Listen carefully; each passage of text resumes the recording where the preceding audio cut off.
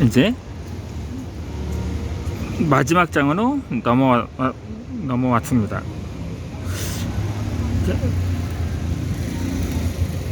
사명은 시들지 않는 바람꽃.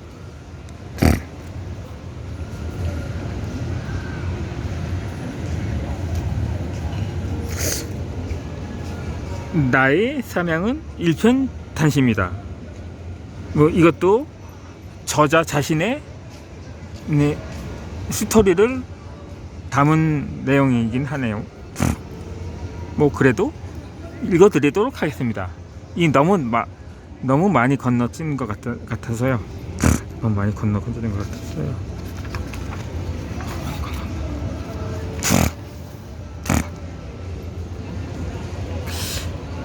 드라마 최고의 이 한방에서 1990년대를 배경으로 시작되는 이 드라마에서 당시 인기 아이돌 그룹의 멤버가 실종된 후로 현재로 건너뛰게 되면서 겪는 에피소드를 그렸다. 따라서 주인공이 살던 시대의 이 패션 그대로 2010년대의 거리를 거닐던 중 어떤 사람들로부터 촌스럽다는 비아냥을 듣고 충격을 받는 장면이 나온다. 지금도 파격적이라 할지라도 앞으로 한 10여 년 뒤면은 또 현재 지금 모습이나 차림새가 촌스러워 보일 수도 있겠죠. 그만큼 우리나라가 그만큼 빨리 변화된다는 느낌을 받는 거죠. 어찌되었든 이처럼 아무리 유행하던 트렌드도 시대가 변하면 대중의 관심에서 멀어지게 된다. 1990년대는 비교적 얼마 되지 않은 과거이기 때문에 복고라는 표현도 어색할 것이다. 이렇듯 빠르게 변화되는 현실 속에서 트렌드를 읽는다는 것은 쉽지 않다. 이는 출판 시장도 마찬가지다. 2000년대 초반부터 2010년대 중반까지는 자기계발서의 황금기로 불렸다. 그러니까 가장 많이 판매된 서적의 주 장르 중에 하나인 거죠. 그래서 제가 그리고 20여 년 만에 그러니까 기획 출판사에서 계약을 맺기로 확정이 된 바 있었습니다. 하지만 제가 당시 지금 4년 전에 일이었는데 그때 추석 연휴를 보내고 다시 출판사에 연락을 했습니다. 그런데 당시 출판 편집자께서 말을 바꾸셨더라고요. 이전 같으면 자네의 원고가 베스트셀러감이었지만 이제는 상황이 달라졌네.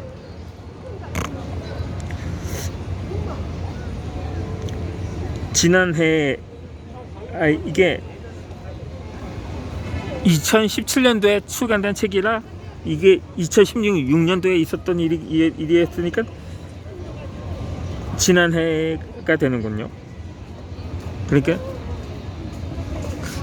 무려 한 출판사에서 한 달 동안 씨름하면서 들은 말이었다고 합니다.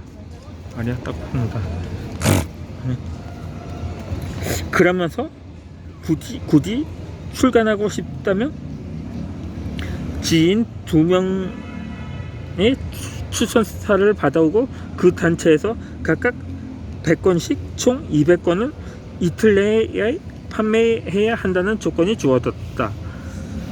나의 두 번째 작품은 타이틀 제목만 5차례나 교체하면서 나름대로 심혈을 기울였다고 생각했기에 이번 작품은 꼭 출간하리라고 다짐했었다. 그렇다고 나에게 머피의 법칙이 적용되었다고 생각하지 않았다. 단지 트렌드를 읽지 못했던 것 뿐이다. 아니, 읽지 않았던 것이다. 그러한 타이밍을 추리하는 것도 예비 작가들에 대한 지침서가 될 수 있다. 특정 범주 내의 장르가 판매율을 보이는지 알 수 있다. 한책협이라는 1인 기업가로 성장한 김태광 작가는 자기계발서가 대세이던 2003년에 몽땅 연필을 출간했다. 당시로는 드물게 동화집을 출간했는데 아시다시피 우리나라는 2000년부터 고령화 사회로 접어들었고 유소년 인구가 감소하기 시작했던 때이다.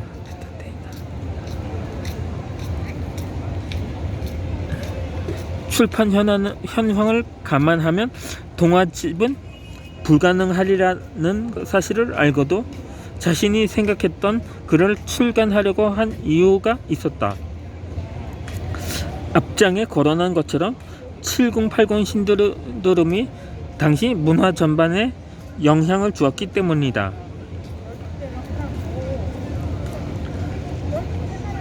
따라서 많은 독자들이 70년대에서 80년대까지 학창 시절을 보낸 독자들이 마치 자신의 이야기 같다며 추억이 되었기에 그의 첫 작품은 일본의 도라에몽을 능가한 경이적인 베스트셀러가 될 수 있었다는 것이다. 몽땅 연필이 히트하자 7080 향수가 나타난 게 아니라 IMF라는 시대의 경제난으로 인한 후유증과 그 여진에 의해 사람들 사이에서 자연스럽게 나타난 심리적인 현상이었다. 그리고 당시의 인구 구조도 관련 도서 판매량에 영향을 주었다. 유소년 인구가 감소세를 보였던 반면에 초등학생 자녀를 둔 30대 후반에서 40대 초반의 인구수가 가장 많았던 시절이기도 했다. 따라서 김태광 작가는 당시의 트렌드들을 잘 읽었던 것이다. 이와 같이 과거를 그리워하는 현상도 만연했으나 대체로 많은 사람들이 벤처 붐을 타고 자기 개발에 몰두하던 시절이었다. 요즘은 욜로족이라는 말 대신 권로족이 늘고 있는데 미래에 대한 불안감 때문이라고 한다. 그런데 미래에 대한 불안감은 IMF 직후가 더 많았다. 그 체제가 10년 이상 지속된다거나 총 생산량이 1970년대 이전 수준으로 회귀할 수 있다는 등 괴담 수준의 추측성 전망이 난무했었다.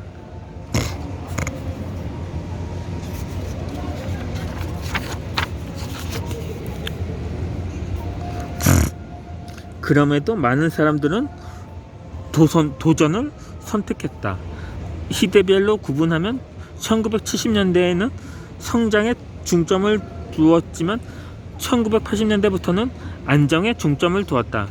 그러다 IMF로 성장 신화가 무너지면서 동시에 안정된 삶에서도 멀어지다 보니 많은 사람들이 다시 성장을 위해 뛰기 시작했다. 그렇게 IMF 관리 체제를 조기 조립할 수 있었다. 그럼에도 평생 직업이라는 개념에만 매몰되어 인생 2막은 생각조차 못한 사람들이 많았다. 불안감이 지나치면 그것이 궁금증으로 나타날 수 있다. 궁금증은 곧 기대 심리로 작용된다. 내가 어렸을 때도 미래에 대한 불안감은 존재했다. 인류 역사를 거슬러 올라가 봐도 미래에 대해 장밋빛 청사진으로 일관한 전례는 별로 없다. 1980년대 당시 미래를 전망했을 때 불안감과 기대감이 고루 내포되어 있었다. 트렌드는 만화를 그리던 시절부터 감지할 수 있었다. 내가 그리고 싶었던 장르는 명랑 만화였다.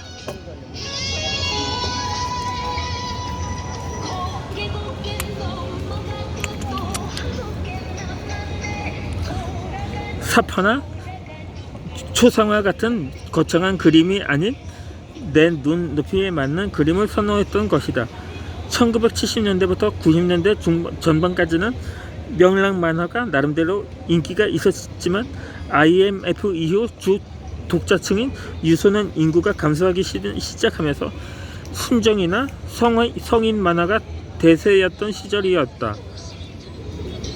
결국 2000년 들어 문학 장르로 환승했다. 나는 만화학원을 4년간 수료하였는데 그때까지만 해도 만화 시장의 트렌드는 변화는 배제한 채 무작정 뛰어든 셈이었다. 그 후로 집필한 장르는 소설이었다. 그때만 해도 인터넷을 설치하지 않았던 시절이어서 종이 원고에 집필하고 직접 출판사를 방문하거나 우편으로 수포를 보내는 방식으로 투고 활동을 했었다. 그렇게 35살 이전까지는 공백기를 거치면서 잠시 한눈을 팔기도 했다. 공백기라고 했는데 이는 계속 출간을 거절받았다는 말이다. 직업을 알아보려고 보기도 하고 장거리 여행을 하기도 했다. 그래서인지 여행을 할 수 있는 직업을 찾아보기도 했다. 그렇게 선택한 것이 인형극이었다. 전국의 유치원과 어린이집을 다니며 공연을 하는 일인데 우선적으로 3개월의 수습 기간이 있었다. 그 과정을 거쳐 정식 단원이 되었는데 이것은 6개월밖에 가지 못했다. 이 또한 하나의 트렌드 변화에 따른 불가피한 상황이었다. 유소년을 대상으로 하다 보니 유소년 인구가 감소하게 되면서 공연계도 조정이 필요했던 것이다. 그런데 인형극 사이트를 검색하면서 50년간 인형극을 활동한 사람을 알게 되었다. 극단이 해체되면서 방황하고 있을 때 그것을 떠올렸다. 내가 지금 뭘 하고 있는가? 이것도 해보고 싶고 저것도 해보고 싶었던 찰나였기에 이것을 할 수 있는 것에 대해서 아니면 도라고 생각하였다. 여전히 외국인 관광객들의 눈에는 한국은 서점보다 술집이 더 많은 나라로 인식되고 있다. 그래서 더 많은 책을 쓰고 더 많이 읽어야 할 필요성을 느낀다. 2005년 인터넷 소설 그놈은 멋이 떴다가 400만 부 이상 팔리며 기록적인 베스트셀러가 된 바 있었다. 귀연이라는 필명으로 활동했던 이은세라는 작가가 펴낸 그 소설집은 당시 음반 시장도 100만 부 판매가 전무하던 시절에 소설책이 400만 부 판매되었다는 것은 신화적인 일이었다. 이를 계기로 작가는 국내 최고의 명문대에 특례에 입학하였고 저서는 해외로도 수출되어 지금도 세계를 다니며 강연 활동을 하고 있다.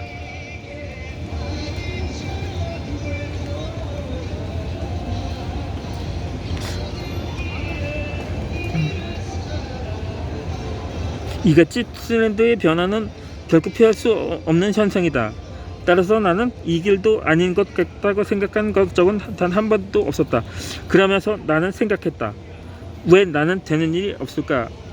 원인이 자신에게 있는 줄 모를 때가 많았다. 살면서 실수와 잘못을 하지 않을 수는 없다. 그러나 실패로 인정하면서 살기에는 삶이 너무나 짧다.